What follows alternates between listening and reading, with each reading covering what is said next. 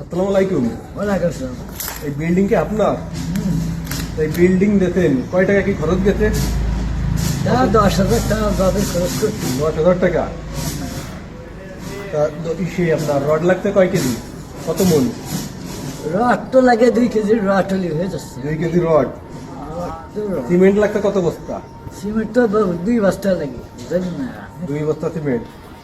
আর ইট কত লাগছে? ইট তো 4,000 টাকা ইট লাগছে। 4,000 টাকার ইট। কিসেন খাটাইছেন কয়টা? 2 খাইছি। 2টি কিসেন খাটছে।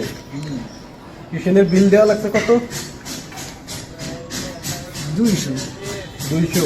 হ্যাঁ, টোটাল কাজ করাতি কয় টাকা কিসেন টাকা দেওয়া লাগছে? 2 লাখ। কত? 2 লাখ।